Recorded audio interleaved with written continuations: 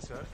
We've been all out today. What have you to say about the massive solidarity support that you have received today from the people? I reckon you must have gotten a feedback about how people have gone all over town saying it's you or nobody else.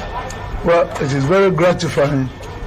I've always known that the events of the last few weeks have, in fact, enabled people to make up their mind a lot more firmly. In fact, it has increased tremendously the public support that I have in the country. Nigerians are ready for democracy. Nigeria have elected their president, and Nigerians are not prepared to go for another election. The truth of the matter is that you do not have two sunrises in one day. Even in Africa, the sun rises only once a day, and that is the way it is. The people have made it very clear that that is what they want, and I'm sure the purpose is to let government know that the people are very serious in what they are saying.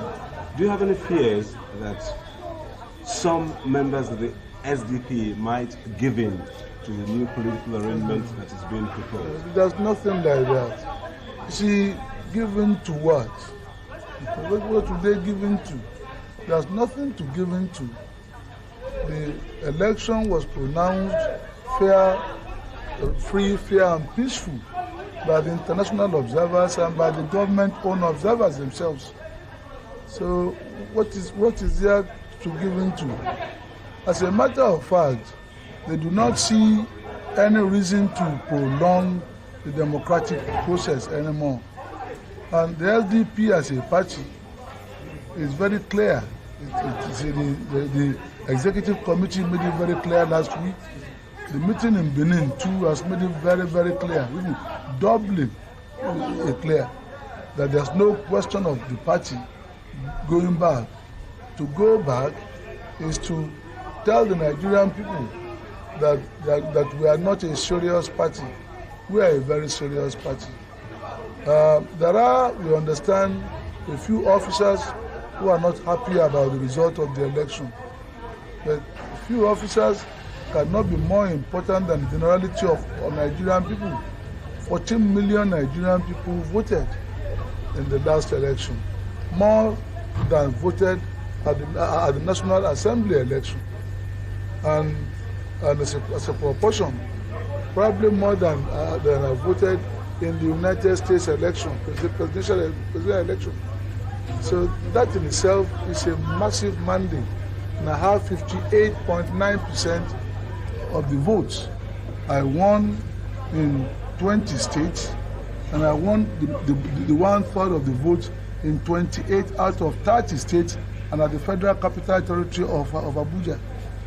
There's nothing else. Do you think the president will backpedal? Well, it's not a matter of backpedaling. It's a matter of a misunderstanding.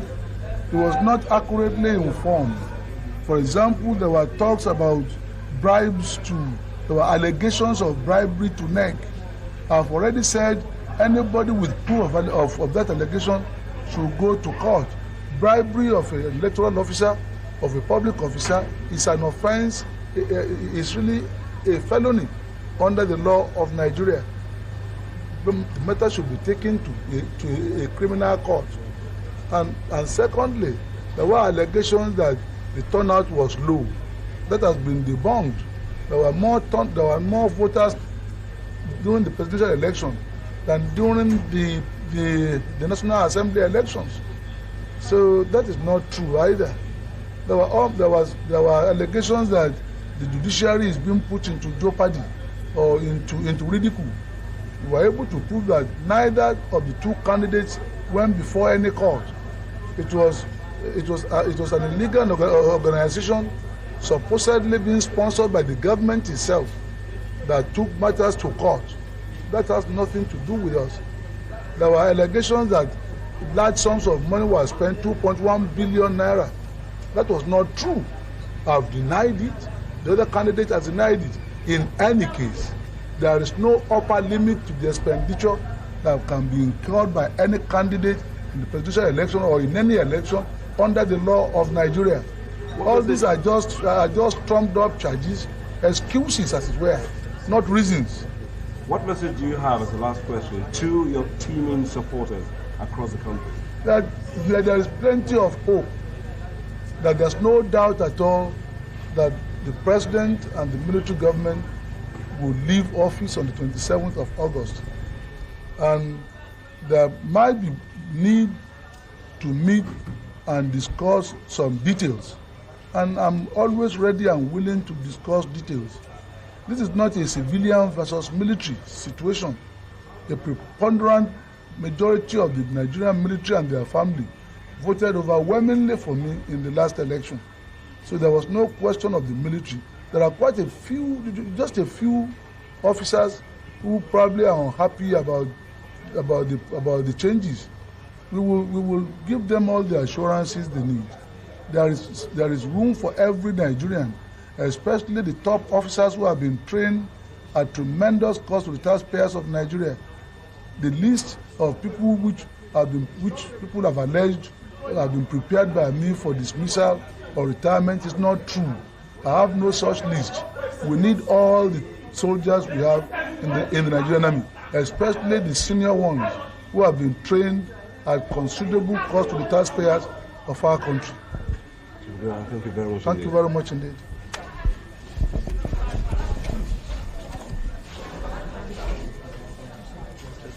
Well, Chief Abiola, I'd like to confirm the kind of relationship you have now with the president. President Babangida is a friend. If you look at the house, take a snapshot of all the pictures in the house, you will find more of his pictures in my house than my own pictures. We've been friends for over 20 years, very, very close friends. There have been quite a lot of efforts made by some people to create some friction between us. These are very trying period, but friendship is made to last and be passed from one generation to the other. I believe that will be the case in our situation too. These are temporary difficulties. The nation is passing through it. The armed forces, some of them are passing through it. But we will not allow that to affect our relationship. How do you react then to his comment today that he has no apology for what he has done? I don't know who is asking him to apologize. Is anybody asking him to apologize? See, a leader does what he believes is the best thing to do in a given circumstance. But a leader, when he has superior facts, can change his mind. That won't amount to apology. And nobody's asking him to. I'm not. Are you? Are you? No, I'm not. I'm just asking you. I mean, in what context was that statement made, if I may ask? It was in the news today. I think reviewing the whole issue, the situation, and saying that he stands firmly by what he's done. Perhaps has a wind of what the SDP's position is. Well, I'm not asking him to apologize. I'm just asking that in the light of the popular mandate of the Nigerian people, as a Nigerian too, and as a leader of Nigeria, you should think again. That's all. I'm not asking for apology. In fact, that is not required. Are there any other views we want to put across? Well, you know, this is a very it is not always every time that the changeover of government from military to civilian goes as clockwork as that of Obasanjo to Ejishewu Shagari. It could be difficult in some instances, but maturity is required to deal with it, experience is required, and patriotism is required on both sides. Yes.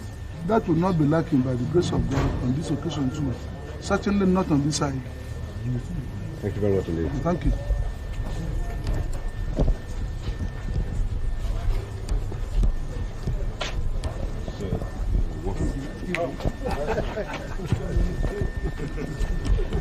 Let me push my luck, sir, and ask you what you think about the whole situation. Your comments. Which of the situations? Because we are in the political impasse. Well, we have two situations on hand. Today's and the general one. Okay, the general one is there has been an expression of the people's will as required by the law, as the law stood at the time. And that doesn't seem to be to call for any kind of crisis. I think it's a situation that can be resolved in 1 hour by completing the counting of the votes and proclaiming the victor. 1 hour. What do you think about today's demonstration in solidarity? Well, I say that in any modern society, the people have a right and a duty, not just a right, to express the popular will by popular action, provided it's peaceful. And throughout the political history of Nigeria, we've had that under all regimes. There have been marches, demonstrations, all sorts, so long as it's peaceful. It's a people's right. In this case, it's a double right. The people are insisting that the law should be obeyed. What can be better than that? The people are insisting that the law made by the outgoing regime should be obeyed. It's quite simple. What are your views about a national government being put in the air now?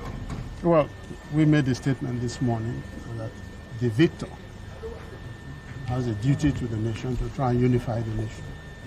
And in this case, Chief Abiola said quite clearly, even before any problems arose, that he thinks that he will call upon the resources of the country, whichever party they belong to help us out of the very serious economic and social conditions under which we labor at the moment.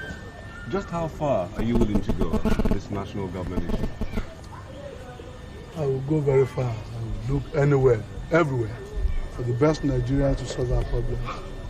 Both Nigerians in America, Nigerians in the UK, they're all being asked to make contributions. Some of them will have to sacrifice their big foreign income in order to be able to bail out Nigeria. And they are ready, they are willing. Most of our doctors who have gone abroad are ready to come back home, are willing to come back home.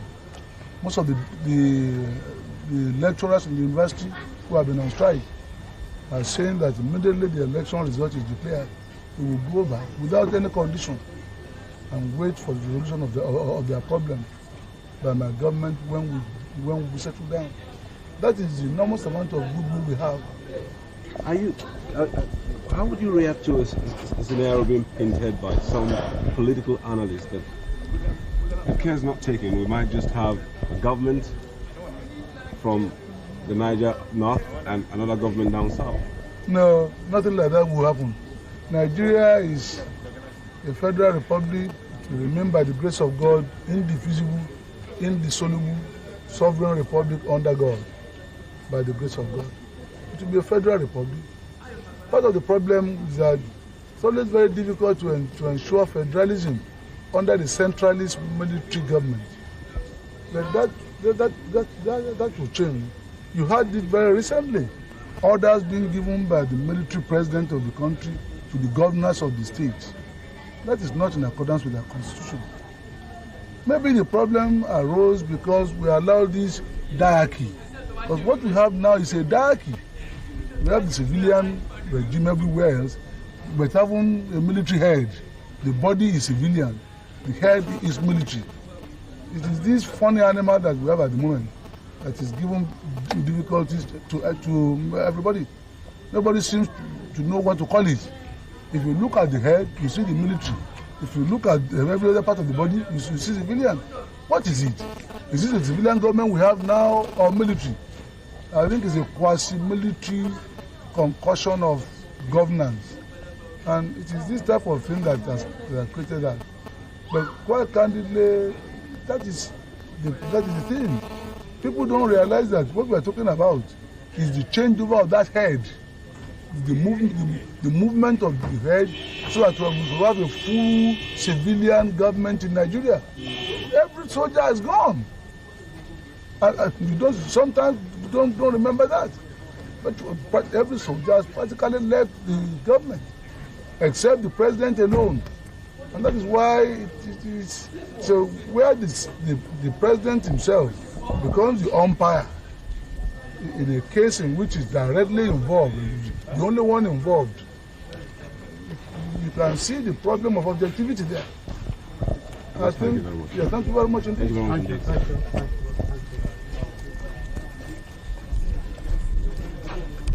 A very strange animal we have.